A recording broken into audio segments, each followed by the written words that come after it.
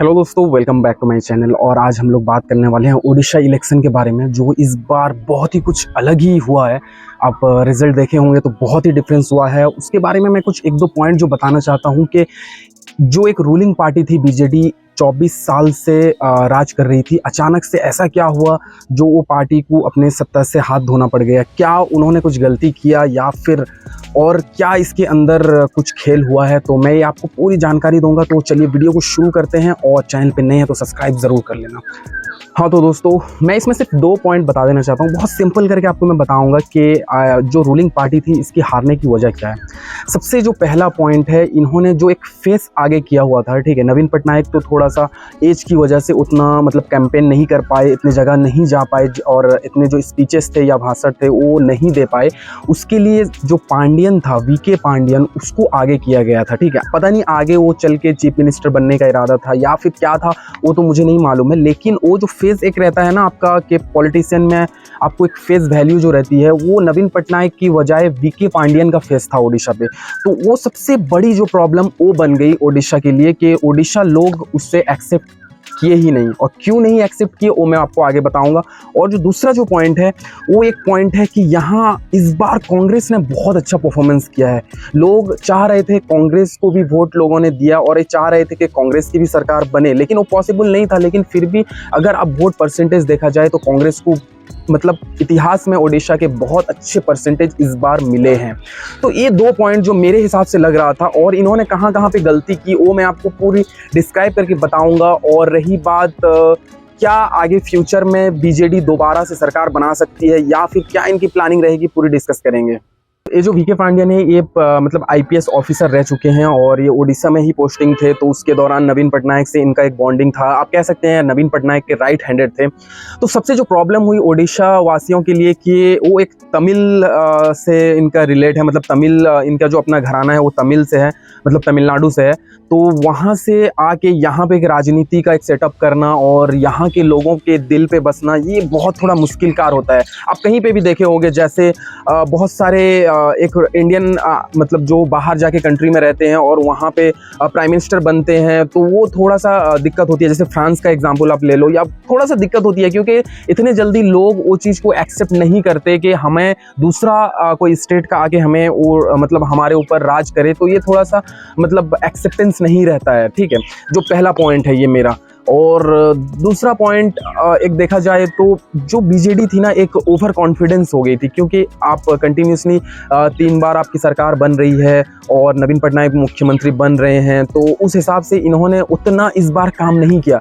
उन्हें एक अंदर से ओवर कॉन्फिडेंस आ गया था कि इस बार भी हमारी पार्टी जीत रही है, हमें कुछ करने की ज़रूरत नहीं है। लेकिन जो बीजेपी थी, बीजेपी लगभग 6 महीने या 1 साल से बहुत ज़्यादा मेहनत की ओडिशा में और लोगों तक पहुंचा, और लोगों का जो मेंटालिटी था वो चेंजेस हुआ। एक तो वीके पांडियन की इमेज की वजह से चेंजेस हुआ, दूसरी एक लोगों ने चाहा कि इतने साल से ये बीजेडी राज कर रही है, तो इसको हटा के हम लोग एक नई सरकार लेके आना चाहते हैं। तो इसकी भी एक वजह ये भी हो सकती है। लेकिन कहना मैं ये चाहूँगा, जो बीजेडी जो थी ना, ये एक्चुअली नीचे लेवल तक इस बार वैसा काम नहीं की, और नीचे लेवल तक लोगों तक पहुंचा नहीं गया और बताया नहीं गया कि हम लोग सरकार बनाना चाहते हैं, कि हमारी जो आगे रणनीति क्या रहेगी और क्या क्या फैसिलिटी हम लोग दे रहे हैं। ऐसा कुछ भी नहीं हुआ। तो लोगों का जो एक मेंटालिटी था वीके पांडियन की वजह से एक हट गया था, और ऊपर से इन्होंने वैसा काम नहीं किया और वैसा शो अप नहीं किया कि हम लोग तुम्हारे लिए आगे क्या करेंगे। तो इसकी भी एक मेन वजह ये भी हो सकती है। तो इसकी वजह से इनकी सरकार गई है। हाँ तो दोस्तों, अगर ये देखा जाए कि वोटिंग परसेंटेज किसको ज़्यादा मिला है, ऑब्वियसली बीजेपी को मिली है, उनकी सरकार बनी है। लेकिन ये बहुत 19-20 का परसेंटेज आप देखा जाए, अगर मैं आपको एक बार जो भी मतलब कैंडिडेट जीते हैं, मैं उनके आपको एक बार हाइलाइट्स दिखा देता हूँ कि उन्होंने कितने मार्जिन से जीता है। कुछ जगह पे बहुत अच्छे मार्जिन 20,000, 40,000, 30,000 वोट से भी जीते हैं। लेकिन अक्सर जो मार्जिन रहा है वो 5,000 के तकरीबन 5 से 2,000, 5,000, 8,000 ऐसे कुछ मार्जिन रहा है बहुत। और कहीं कहीं पे तो 1,000, 2,000 10,000 भी मार्जिन से मतलब जीता गया है। मतलब एक कंपटीशन था, क्योंकि एक्चुअली जो खेल था ना वो कांग्रेस बीच पे आ गया। कांग्रेस आके मतलब हालांकि कांग्रेस ने इतने प्रचार नहीं किए थे, लेकिन फिर भी लोगों का एक रुझान थोड़ा उस तरफ गया था कि हम लोग कांग्रेस को वोट देते हैं, क्योंकि एक मेंटालिटी बना हुआ था। तो कांग्रेस को भी कुछ वोट गया और ऊपर से बीजेडी को भी गया, तो बीजेपी यहाँ पे चांस मार ली है। तो ये एक सबसे बड़ा जो बीजेपी के लिए प्लस पॉइंट रहा। हाँ तो दोस्तों, नवीन पटनायक ने अपना इस्तीफा दे दिया है। इलेक्शन के दूसरे दिन रिजल्ट ही जैसे आते ही उसके दूसरे दिन उन्होंने इस्तीफा अपना दे दिया। और नवीन पटनायक एक बहुत अच्छे सीएम थे ओडिशा के लिए, उन्होंने बहुत सारे काम किया, लेकिन कुछ गलतियों की वजह से जैसे वीके पांडियन का फेस आगे लेके आए। अगर यहाँ पे अगर कोई एक पुराना नेता या बीजेडी का कोई एक पुराना नेता जिसकी पॉपुलैरिटी ज़्यादा थी, बहुत सारे ऑप्शंस थे, अगर उन्हें आगे लेके आया जाता और चीफ मिनिस्टर नया बनने के लिए अगर दावा किया जाता तो आज कुछ रिजल्ट और होते होप। लेकिन ये भी किस्मत की बात होती है। और अभी बीजेपी की शासन आने वाली है, बहुत सारी पॉलिसीज़ चेंज होने वाली है।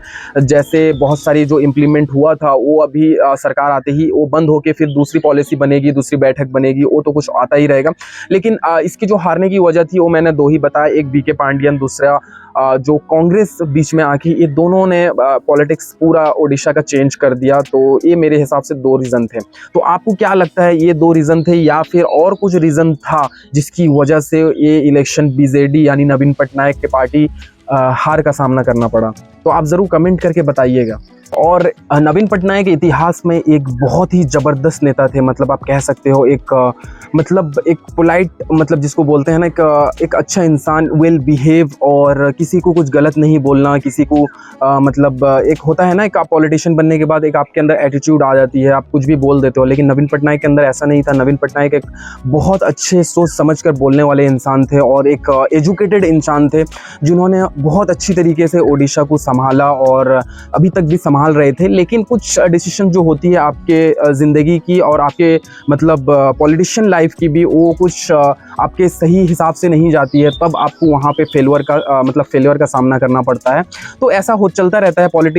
जो भी एक होती है ना कि एक कहावत है कि आप जितने भी बड़े बन जाओ, लेकिन आपको एक ना एक दिन फिर गिरना होता है। तो उसी तरीके का बताया कि आप कभी एक पद पे होते हो ना, तो वहाँ पे आपको एक हिसाब से चलना होता है कि पता नहीं आज मैं इस पद पे हूँ और इस पोजीशन पे हूँ, कल मैं कभी भी इसके नीचे आ सकता हूँ, इससे नीचे उतर सकता हूँ और गिर सकता हूँ। ये आपका मेंटालिटी भी होना चाहिए। लेकिन नवीन पटनायक एक वेल बिहेव्ड पर्सन थे, जो बहुत अच्छे, मतलब एक इंसान जिसको बोला जाए, वो पर्सनली मुझे तो बहुत पसंद थे और उड़ीसा को वासियों को भी पसंद थे।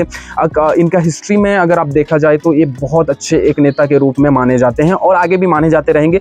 लेकिन अगर आगे इन लोग का क्या प्लान रहता है बीजेडी का, और आगे 5 सालों के बाद इनका क्या प्रोसेस रहता है, क्या बीजेपी रूलिंग करती रहेगी ओडिशा में, या फिर और कोई एक नई पार्टी या कांग्रेस पार्टी आके इनको हटा सकती है, अभी तो कुछ भी नहीं कह सकते हैं। अभी देखते हैं आगे क्या रहेगा।